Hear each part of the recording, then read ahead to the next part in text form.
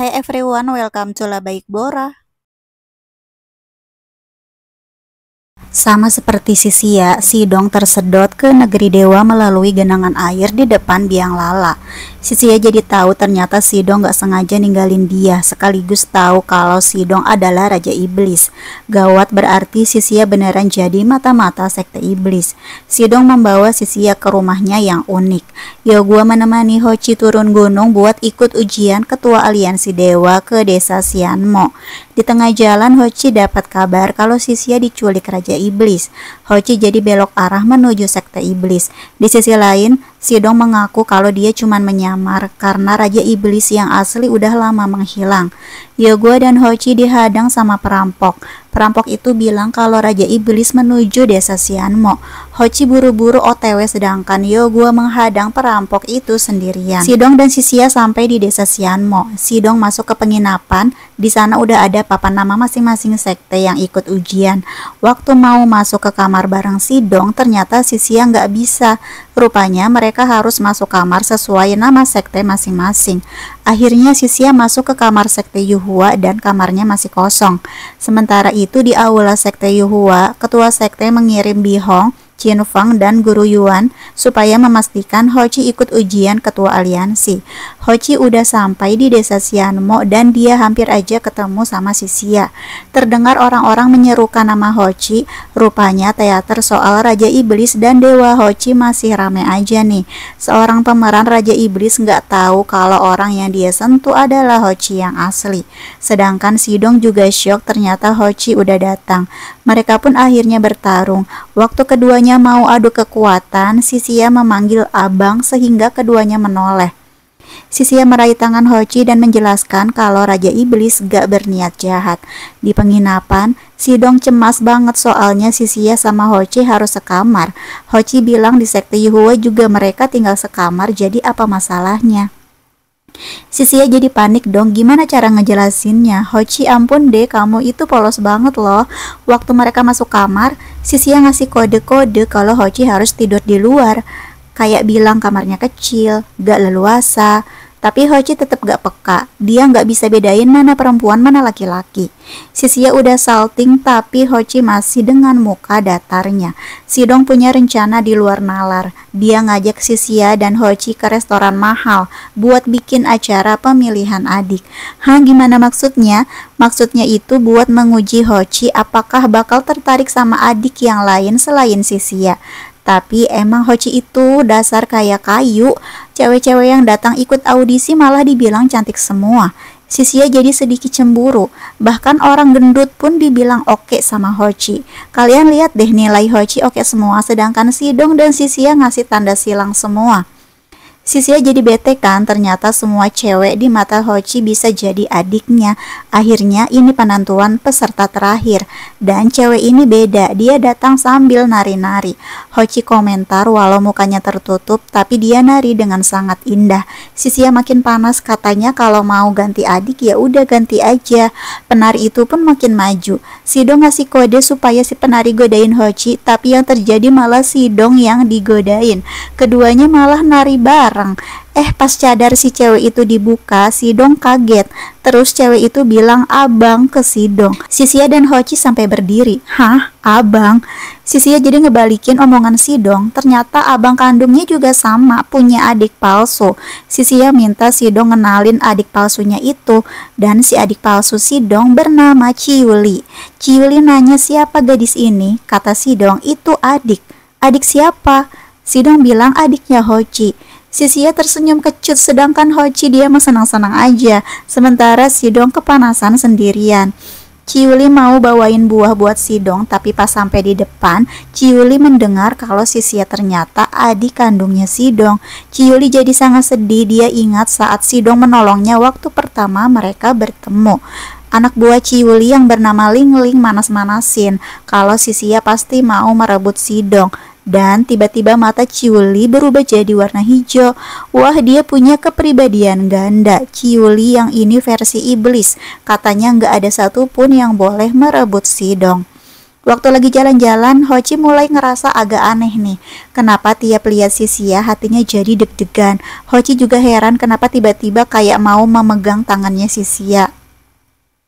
Ling-Ling menemukan payung ajaib punya sekte Yuhua.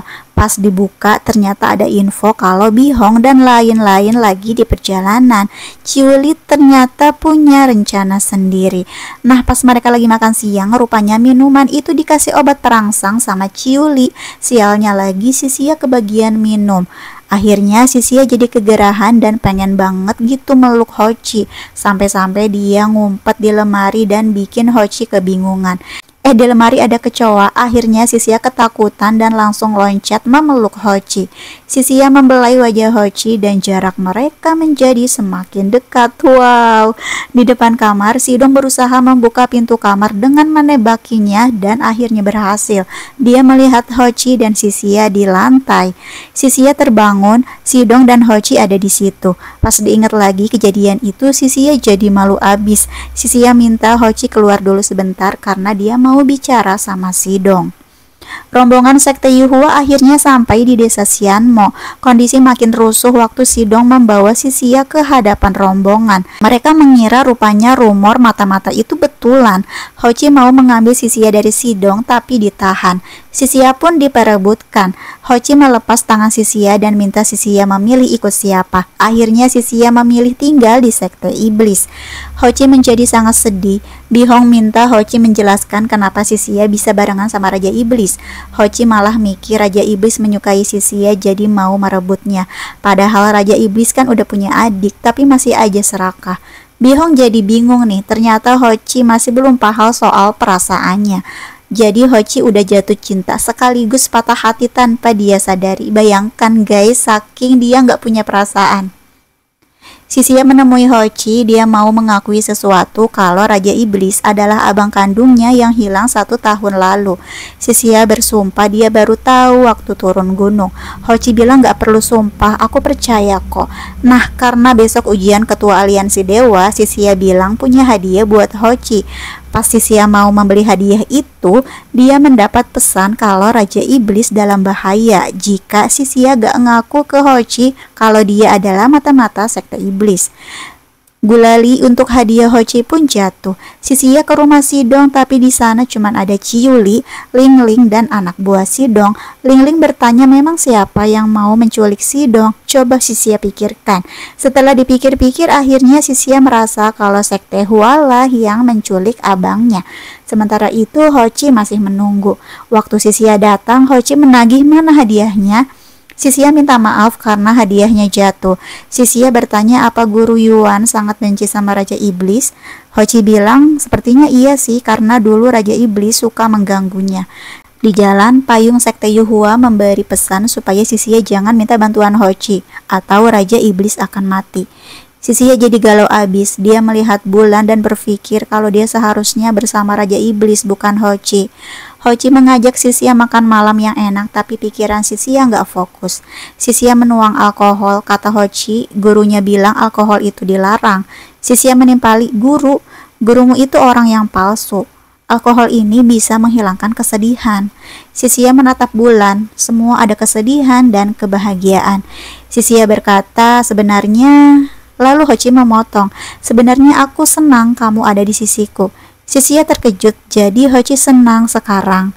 Ini harus dirayain. Sisia pun minum alkohol lagi. Sisia lagi galau tapi dia harus ngelakuin ini. Akhirnya Sisia mengaku kalau selama ini dia bohong berasal dari masa modern. Dia adalah mata-mata sekte iblis. Tapi Hochi nggak peduli. Yang dia tahu Sisia itu adiknya. Sisia bilang dia melakukan semua supaya Hochi nggak konsen mengikuti ujian ketua aliansi. Hochi berkata tapi kan Sisia bilang dia itu abangnya. Sisia menjawab itu juga kebohongan. Dia cuma punya satu abang yaitu Raja Iblis. Hochi pun menjadi kecewa dan meminum alkohol tapi Sisia melempar kendi itu. Hochi semakin kesal. Katanya hubungan kita palsu jadi nggak usah pedulikan aku. Hochi punya satu pertanyaan, apakah Sisia pernah menganggapnya sebagai abang dalam hatinya? Sisia dengan berat menjawab, tidak pernah.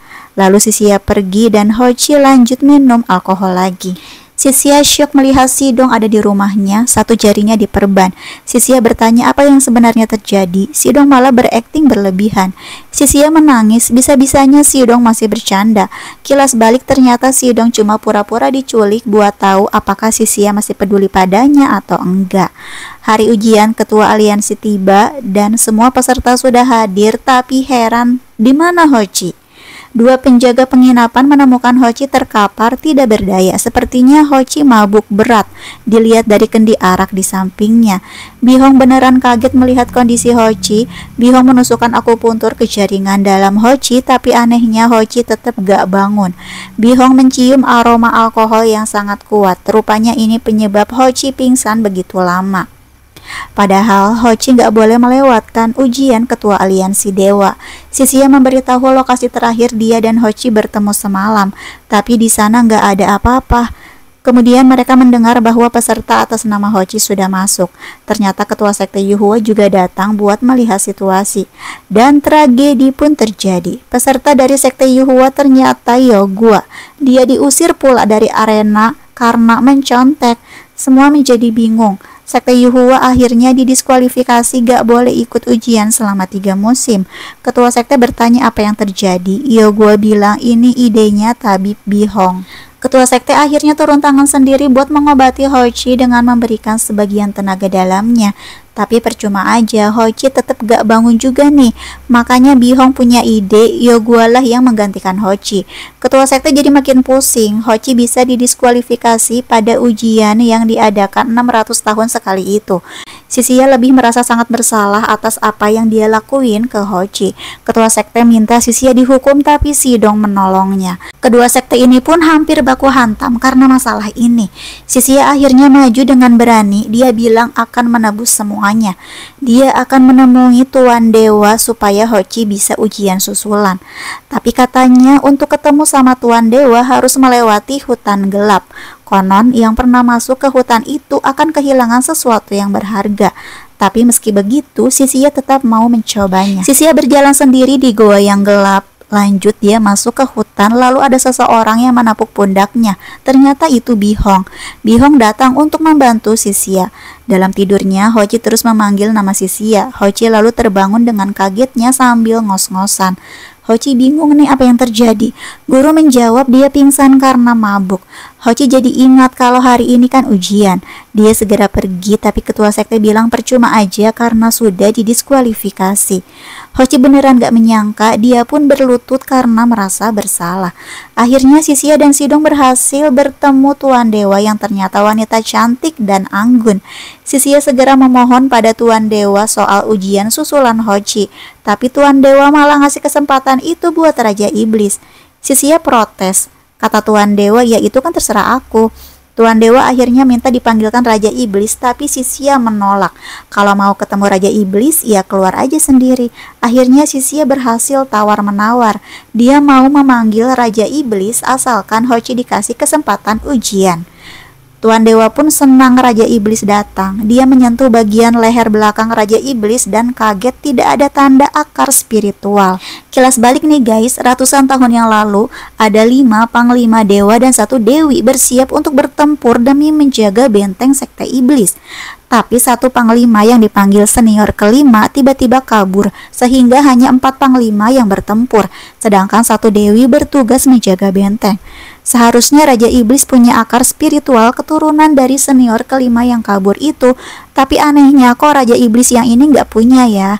Sisia membuka kotak pesan yang dikasih Tuan Dewa di depan semua peserta. Muncullah sosok Tuan Dewa yang menyampaikan kalau lokasi ujian pindah ke sekte iblis. Hochi nggak sengaja ketemu Sisia waktu mau berangkat, dan keduanya masih perang dingin. Sisia merasakan hal yang aneh, indera perasanya hilang. Dia baru ingat kalau resiko orang yang keluar dari hutan gelap adalah kehilangan sesuatu yang berharga. Rupanya yang harus hilang adalah indera perasanya. Tiba-tiba semua dihebohkan dengan kematian 2 orang peserta secara mendadak. Awalnya semua menuduh sekte iblis karena di situ adalah tempat sekte iblis, tapi sekte iblis membela diri. Sisia dan Hochi sama-sama mendapat surat supaya mereka pergi ke sebuah bukit.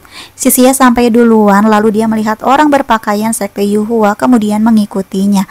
Penglihatan Bihong menjadi buram. Sepertinya ini karena dia keluar juga dari hutan gelap. Dia bertemu Hochi di lorong. Hochi bilang, tolong rahasiakan pada guru kalau sekarang dia ketemu Sisia buat terakhir kali. Sisia dibawa masuk ke dalam pintu dengan kekuatan sihir dan tiba-tiba ada di ruangan yang banyak botolnya. Dan botol itu berisi akar spiritual. Sisia melihat lukisan wanita cantik yang bercahaya. Lukisan itu memintanya masuk dan Sisia tersedot ke dalam lukisan. Semua ini adalah rencananya Chiuli versi iblis. Dia mau mengambil akar spiritual Hochi yang punya kekuatan melebihi 100 akar spiritual manusia biasa untuk diberikan kepada Sidong. Dengan begitu Sidong pasti jadi ketua aliansi dewa. Jadi Sisia adalah umpan supaya Hochi datang. Sekarang giliran Hochi yang masuk pintu sihir dan menuju aula itu. Hochi pun masuk ke lukisan. Di dalam lukisan ternyata sebuah hutan. Sisia mendengar suara yang seram dan ketakutan. Kemudian Hochi datang. Hochi sadar mereka dijebak di sana. Sisia bertanya apa yang terjadi kalau mereka nggak bisa keluar. Tiba-tiba Hochi berkata soal kontrak kakak adik. Ayo kita akhiri sekarang sesuai kemauan Sisia. Sisia minta segel kontrak di tangannya dihapus, tapi ternyata kekuatan Hochi tidak berfungsi di sana, sehingga segel itu tidak bisa hilang. Tabib memeriksa salah satu jenazah, terdapat luka di bagian leher, yang berarti pembunuh itu mengambil akar spiritual setiap anggota sekte yang terkuat. Bihong datang memberitahu kalau Hochi dan Sisia hilang. Apa mungkin Hochi adalah target selanjutnya? Bihong mengecek ternyata jenazah itu belum mati. Bihong memberikan akupuntur dan pasien bangun, lalu berkata, semua karena lukisan wanita di sekte iblis.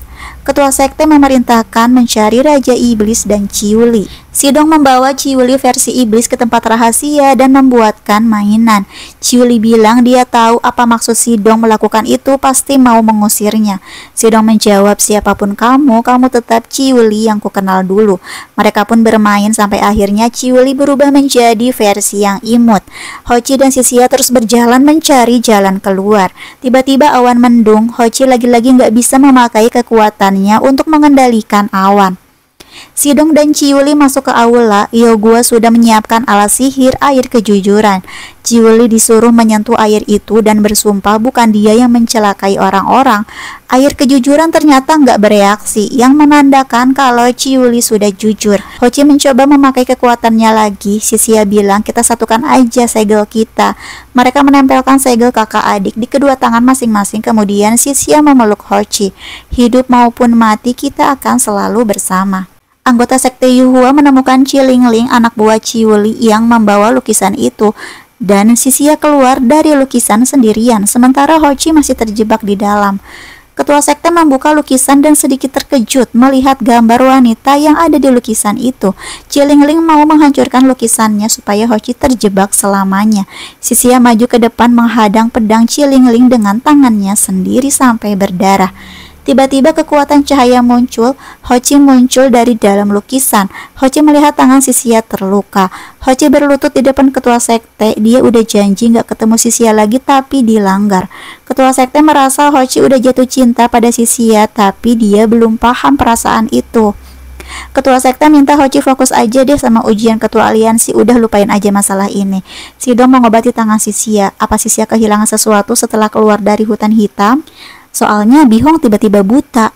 Sisia nggak mau jujur kalau sebenarnya dia kehilangan indera perasa. Sisia menemani Bihong. Sejak matanya buta, pendengaran Bihong menjadi semakin peka. Sisia membawakan teh boba kesukaan Bihong. Di aula, Tuan Dewi memberikan ujian, yaitu harus mencari pakaian suci yang berubah jubah perang, yang bisa menghisap kekuatan. Selain itu, ketua sekte Yuhua mengumumkan kalau dia merestui Hochi dan Sisia sebagai kakak adik layaknya saudara kandung. Sisia jadi nggak terima, saudara kandung. Ya, Hochi mah senang-senang aja. Lalu keduanya mengucapkan terima kasih. Dengan peresmian ini, maka sekte Yuhua dan sekte iblis resmi berdamai. Sidong mengurung Chiuli di ruang bermain dan meninggalkan surat. Selama mencari pakaian suci, tinggallah di ruang bermain. Ciuli kesel gak menyangka Sidong tega meninggalkannya. Ciuli bersumpah akan membunuh Hochi dan Sisia supaya Sidong kembali kepadanya. Hochi mencari Sidong buat minta nasihat. Gimana sih jadi seorang abang yang baik?